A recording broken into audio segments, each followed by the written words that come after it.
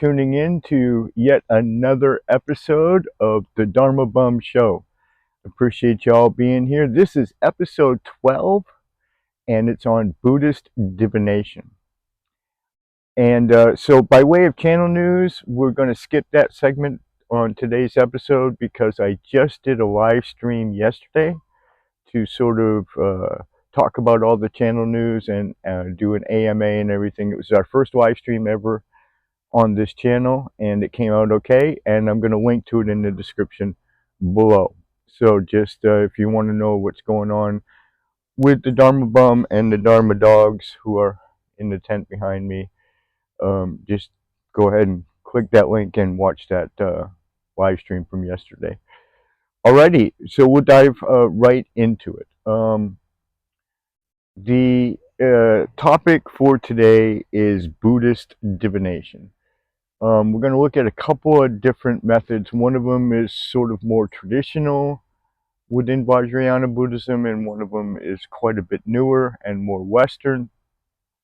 Both of them Buddhist, and we'll take a look at them and how they work and whatnot, and where you can get the information to partake of this divination if you care to, or just for your own information. And we'll talk about that in the last segment of the show.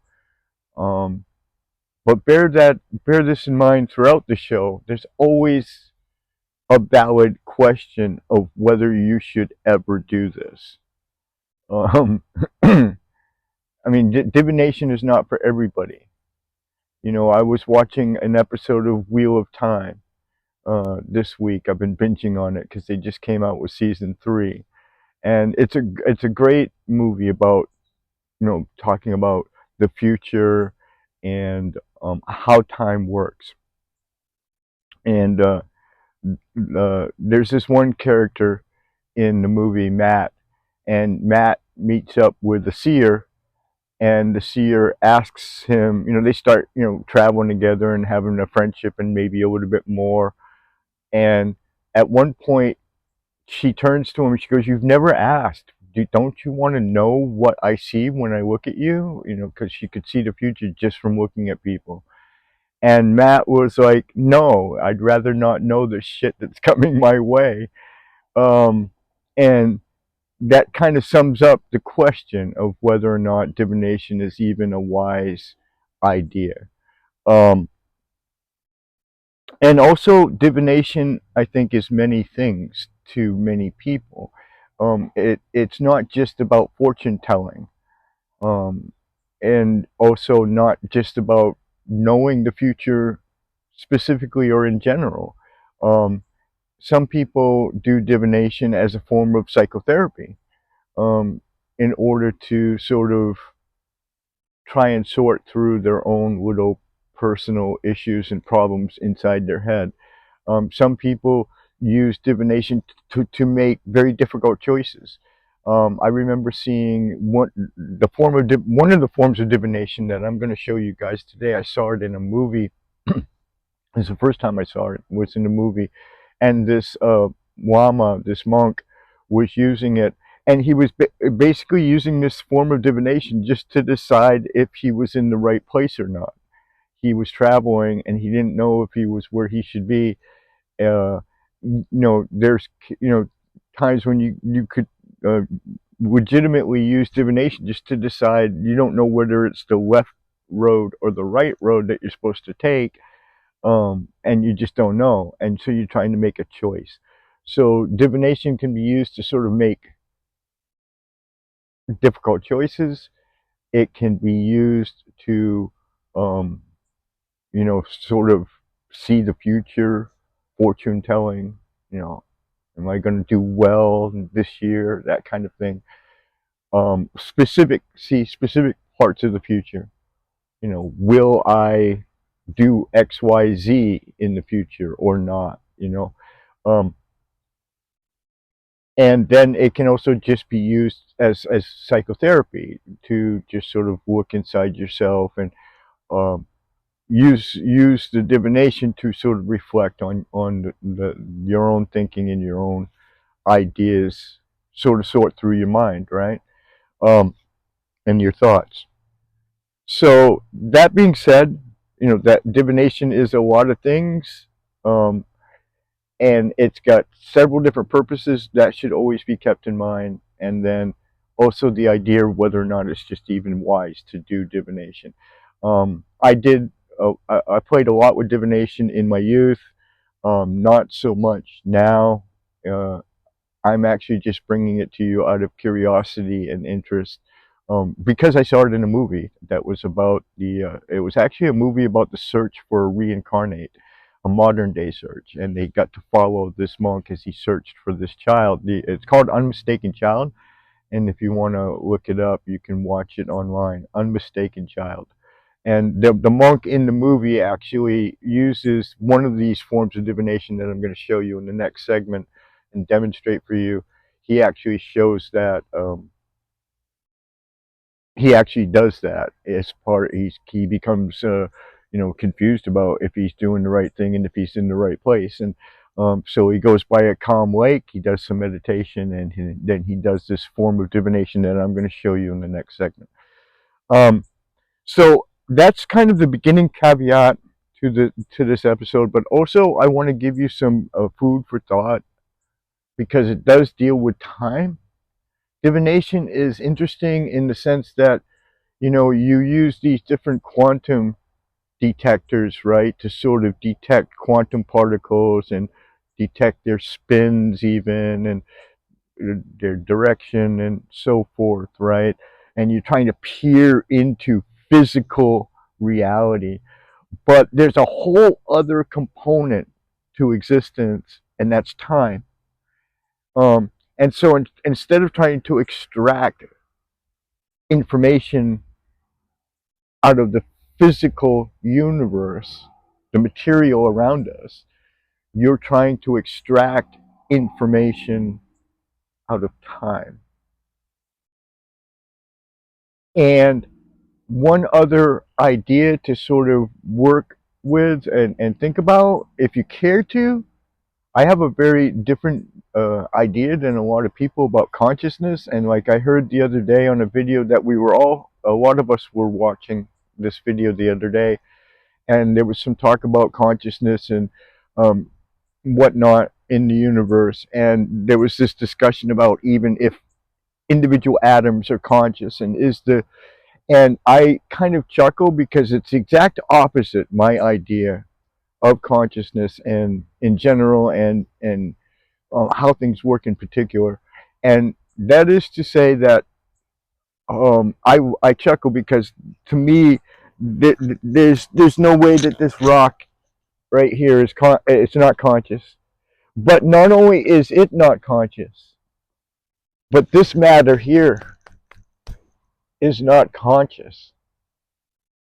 There's no consciousness in this matter or this matter. And I can prove it if you give me 2 seconds.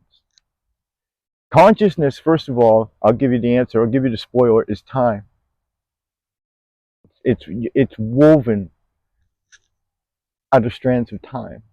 And it has absolutely nothing to do with matter. This stuff is nothing. And I can prove it. So me and the boys live under this holly tree right here. We've been here for going on our 3rd year.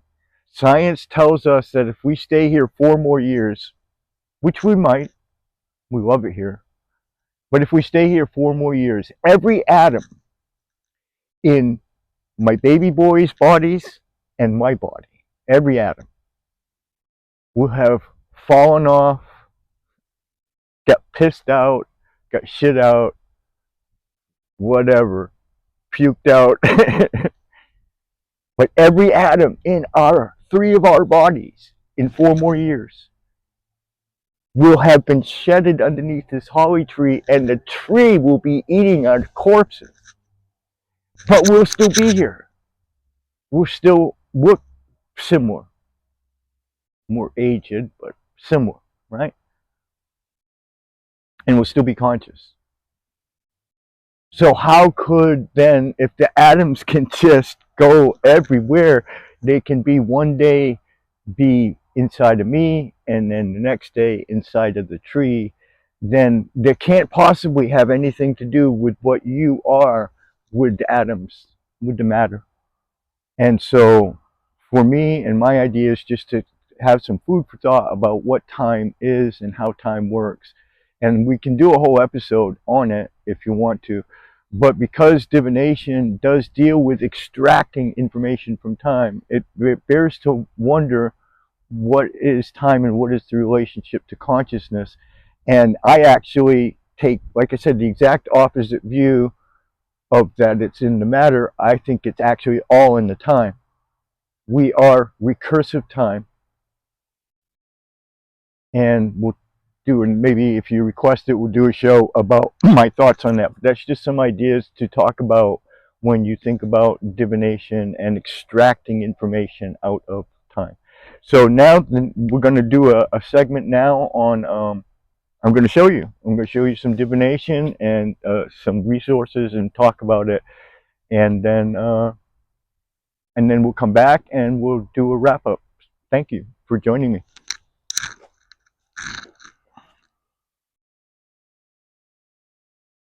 Okay, so here we see the two different types of divination that we're going to talk about on today's episode.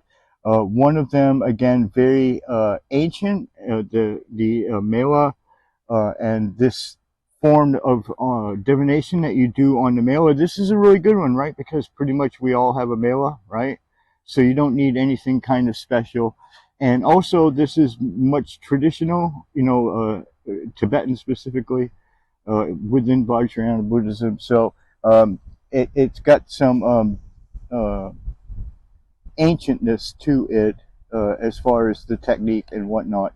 And then the second one that we're going to look at really briefly is the Buddha Tarot. I actually ordered this kit just for this show. And we'll talk about the ups and downs of it and what you can learn from it as well. So there we go. Let's begin. So with the Mela, with the technique on the Mela, and I'm going to link to this in the description below. But there's this wonderful article. It talks all about the history of it. It also talks about the take that Tibetans have on divination in general, which is very interesting to read. And then it talks about this very simple, very basic technique of divination. Okay. Now, this is the second take that I've done on this shot for the episode. On the first one, I actually drew a snow lion, which is 3 beads. That's very, very auspicious, very powerful deity is behind you and supports you, that kind of thing. Because you're going to do this 3 times. You're going to draw down on an outcome, if you will, and you're going to do that. It could be 1, 2, or 3 beads, and you're going to do that 3 times. So let's take a look at that. And now I actually saw this done. I watched it demonstrated, if you will, in a movie called, I mentioned it in the first segment, Unmistaken Child, where a monk who's traveling to try to find a reincarnate Lama, and this is real, it's a real documentary, and he is stumped at one point about if he's in the right place and going in the right way, the right direction. So he does this form of divination. And that was my first time that I actually knew or thought about divination in a Buddhist context. So anyway, not only did I read the article and know how to do it, but I saw him do it as well. So we'll just take a look at it here. So you just... and my beads are not as loose as they should be because I don't pray enough. I don't do the Mela enough, right? But they should be much looser than this. And so what he sort of did was he scrunched it all up in his hands like this. Okay. And then he mixed it up sort of like this, right? And then you pull and you stop and you grab 1 bead in each finger. Like that, okay? So I got 1 bead in each finger in sort of a very random way, right? Now I'm going to pull 1 bead at a time on either side. 1, See how my fingers are going on either side? 2. And it is done rather slowly, meditatively. You're supposed to meditate sort of on your, maybe do Omanis and meditate on your conundrum, what you're trying to get a solution to. And then you just keep pulling. This is a long pull, right? So it's going to take me a moment to get to the center of the Tootsie Pop, so to speak. But I'm slowly working my way, see, on either side, one bead at a time, very carefully pulling in towards the center. And again, it helps if my beads are looser. So maybe I should use my beads more. I'm getting close. And so I'm down to 2 beads. All right. I pulled them in slowly, one bead at a time, and I ended up with 2. You're going to end up with 1, 2, or 3. Okay. That's the math of it. All right. So you see I'm on 2 beads. So now we'll go back here to the instructional, and we see that 2 beads is a raven. All right. And then if we read on the first attempt, okay, that was my first attempt of a supposed reading. It's not a real reading, but let's see, what does it say? A falcon, a raven on the first try means protectors are not on your side. Well, that's true. It's my second take for this video, and we've got like people wandering around out here causing mayhem with my shooting schedule here. So a lawsuit will be unsuccessful and there are enemies present. Oh my God. Well, it's not quite that bad, but it's not a real reading. I don't do real readings for entertainment. In fact, I rarely do any kind of divination at all anymore. I did it a little bit in my youth, but so I pulled a raven. I actually did pull a snow lion on the first take, if you will, of this shot for the episode. So yeah, so that's it. And then you do that 3 times, okay? And then each time that you pull an outcome, you reflect back. And then the second attempt, the outcome indicates conditions to take place in one's immediate environment. And then on the third occasion, the number of remaining beads gives clues about an expected person arriving from elsewhere. So you on any given situation, you pull 3 times, and then the outcome, you apply it in 3 different ways. And again, those instructions will be sort of in the description of this video. So that's that, and that's pretty much the mela. You can also do simple readings with that. You can just do 1 pull where it's more or less like a yes or no question. Would this be a good thing to do? Would it be good to go down the left road or good to go down the right road? And so you could do just a single pull for a yes or no question. You don't have to do all 3. All 3 is for maybe more complex type issues and problems. And so that's divination with the mela. It is again the probably the most ancient form that I could find of divination in Buddhism, and it's what kind of opened my mind to that kind of process. And also in Unmistaken Child, it's good because you actually get to see a diviner. You get to see a monk who does the Tibetan astrology. There's a lot to Tibetan divination besides just this sort of, as Lama Choga would say, the peasant version of the just a simple mela kind of divination. And so now for our next one, I picked up this Buddha Tarot. Now, Tarot is a Western origin. I think Iron Horse mentioned yesterday in the stream about the Waite Rider Tarot deck, and that is a very traditional Tarot deck. To understand, first of all, like really traditional Tarot, just Tarot on a Western tradition. These, first of all, I mean, it's not always the case anymore in the modern times, but because that's sort of been done away with modern production and everything. But the Tarot deck is supposed to be paintings. So each one of these cards is actually like a full-size painting that the author did of each card.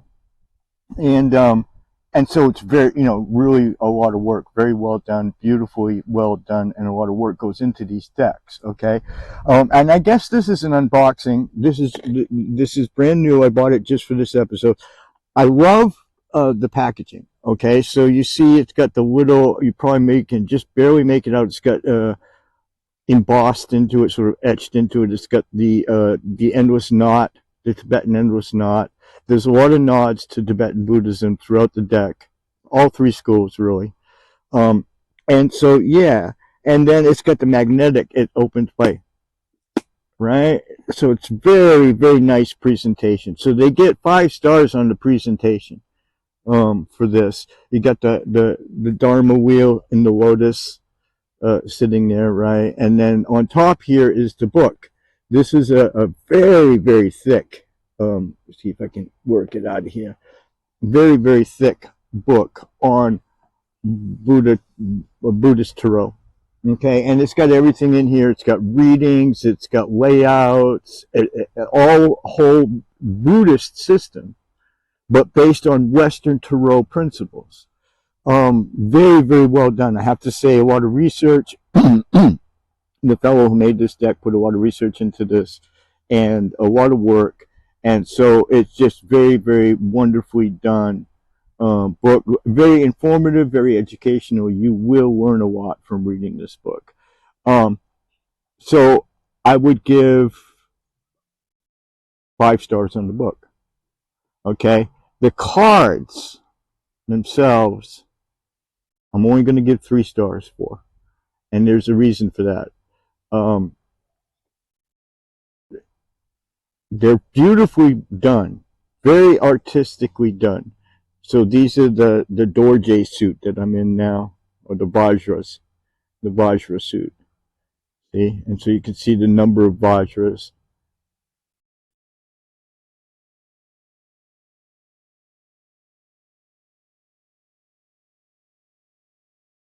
Right, but so it's very, very, and some of the deity ones are just amazing. Like it's got the upper trumps, the lower trumps, just like a regular Western tarot deck, and it's all just Buddhist symbolism.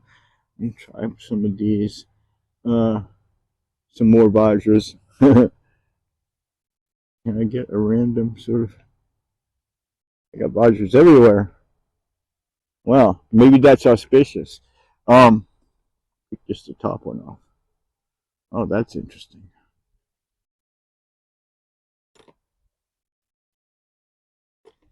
Right. So yeah. And the reason I only give 3 on the cards, 3 stars, is because the cards are too thin, guys, to do readings.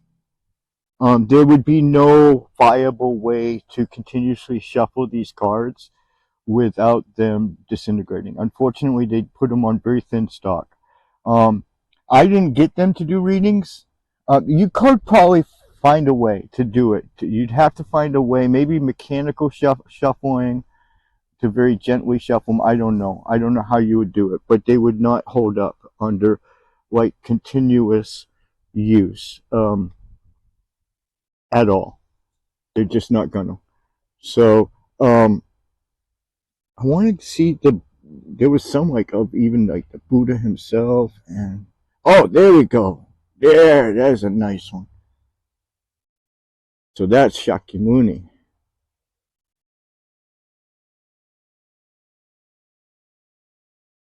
Okay, so put him there.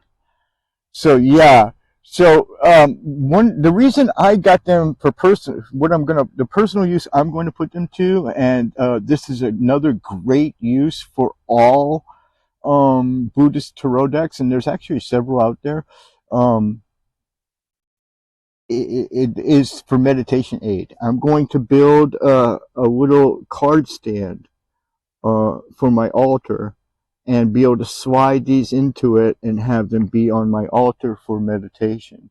And so then I can choose. I can choose what I want, the different cards and what they mean, and that will be the sort of the center of my contemplations that day, right?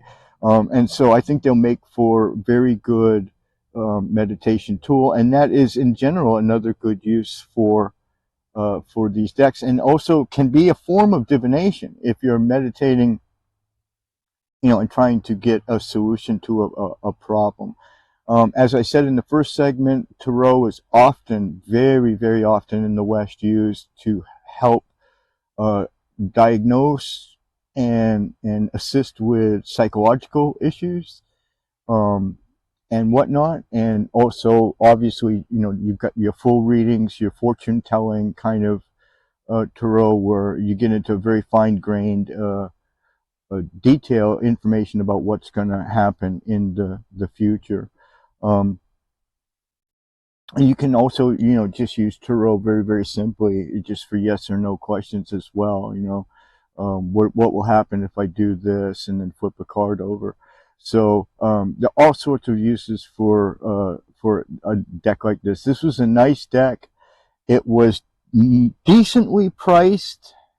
I won't say it was great price. It was average price for decks like this in the business, and it gets, again, 5 stars for the presentation, 5 stars for the book, but I can only give the deck itself, the cards themselves, 3 stars, and they get all of that just for the art, because it's absolutely beautiful, beautiful, and they are in fact hand painted. I read the story online about how the creator made the deck. And so you get the book that tells you the meanings of all the cards and in general, and then also different layouts and different ways to do readings in a sort of Buddhist style, but with a Western tarot ideas. And there is a lot of mesh there. I have to agree. There are several authors and several people who have looked into this synchronicity or connection between Western tarot and Buddhism. He is not the first one to do a take on it, but he's the best one. And a lot of people have found corollaries and parallels between Western tarot and Buddhism. So I'll include the link to that as well in the description. Again, just buyer be warned. If you're going to do readings with these cards, you're going to have to find a solution. I don't know. I've thought of several things. You could add a new backing to them. You could laminate them, but then you're going to end up with a really thick deck. I don't know. I don't know what you could do to do daily readings with these cards, but I don't see it happening. All right, so that's it, guys. And now I'm going to do a wrap-up segment, and we're gonna talk about the Wheel of Time.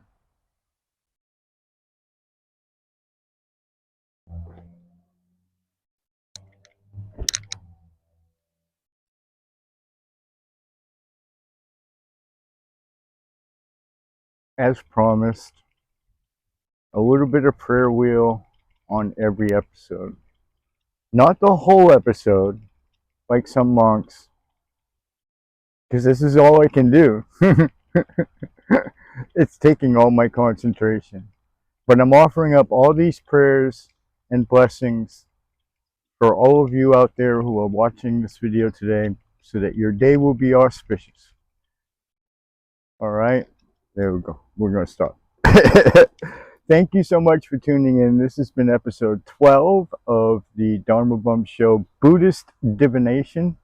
I hope you enjoyed it and found it educational as well and informative. All the applicable links for all that great information is in the description below. Please remember to like and subscribe. It definitely helps. It helps the algorithm. We really appreciate it. My final thoughts are to just think about some of the things that we talked about. Think about, our relationship to existence is illusory on so many levels, but on one way that it's illusory is the idea that we are physical beings. And it's not that we're spiritual beings, like this nebulous spiritual thing that defies all sort of scientific quantitative analysis. Not at all. It's just that existence is two things. It's a natural duality going on there between um, the physical matter and time. Um, there's this wonderful line in the Lucy movie. If you can look it up, you can see that for free. I'm pretty sure online. It's a pretty old movie, but really well done. It's called Lucy, Lucy, Lucy. Um, and in that movie, they really explore the nature of time and consciousness. And you know, there's so many great lines in that movie that Lucy talks about time. One in particular where they're racing towards the final scene, and she's with a cop friend of hers, and he's afraid that he's going to die, and she's like, "Well, we never really die." Um, and there are some great videos online about that concept. Is quantum. It's quantum physics. The reason, I mean, that whole movie is science, and so. And then there's this other line near the end where she's trying to explain to the scientists what the nature of it all really, what it's all really about, and she gets very frustrated. They want some sort of mathematical formula, the scientists do, from Lucy. And Lucy finally turns to her and said, in frustration, she says, 1 + 1 has never equaled 2. Mathematics is not the answer. And so the scientists in frustration are like, well, if if we can't trust the math, then what are we supposed to gauge? What is the gauge of reality? And she smiled and said, time. Time gives matter legitimacy. That's a beautiful line to think about. Time gives matter legitimacy. And it's my contention that we look for consciousness and awareness and other phenomena like that in matter mistakenly, because we're sort of this glob of matter, right? But as I talked about at the beginning, we're never changing glob of matter, because after 7 years, all the matter that's me is going to be in the roots of this tree. And surely I don't know if I want to go so far as to say I've become the tree or the tree has become me.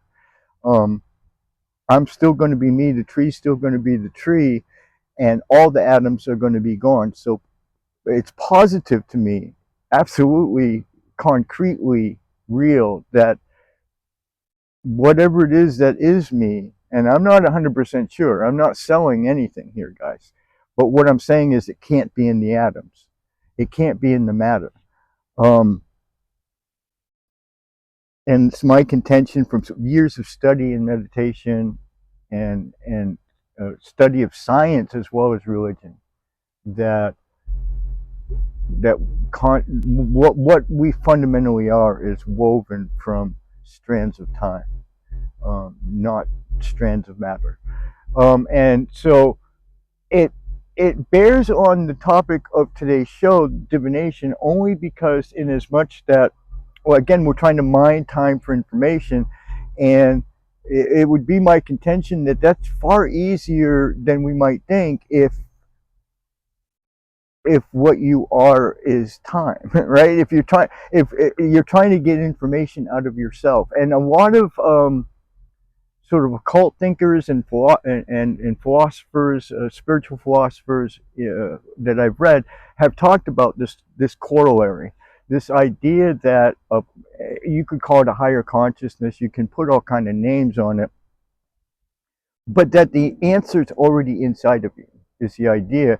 And if you're trying to get the answer out of time, and you are time, this begins to make a lot of sense, right? That you can easily, the same way you could very quiet yourself and maybe begin to count your heartbeats and get information from inside the physical you, you could get information from what I say is the ultimate you, which is time, and that should be pretty easy when you start to think about that, right? If you're made out of time, um, it actually is already in you. So that, I think that's the kind of my sum up. That's, if you're wondering what my ultimate take on divination is, it the gods influencing? Is it some bizarre thing where chaos suddenly makes sense, right? Because you're shuffling decks and you're doing random things, right? It's that somehow the randomness forms order and information, that there's an actual connection. Um, I would, is it all in your head? Um, is it all, some sort of inspiration from out of time? And my answer would be, it's probably most likely a little bit of all of those. And that's mostly the way of most of these questions. It's usually almost any supposition you could make probably has some play in the mix, right? So I would say it's probably a mix of all of them.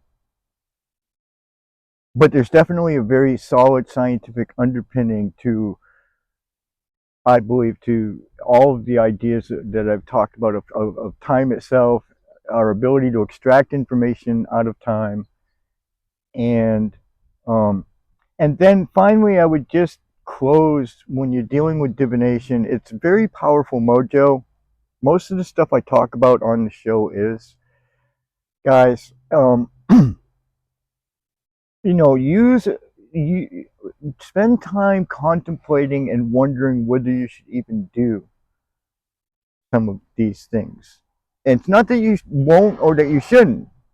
I'm just saying that it bears a moment of your time to wonder whether you should even play with mojo like that, and whether you need to.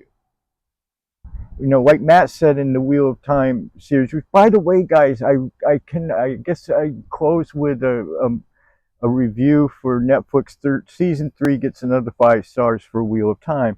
But they deal with also a lot of concepts of time and ideas of time. It's a wonderful way to explore some of these thoughts that I'm giving you and see them sort of played out graphically.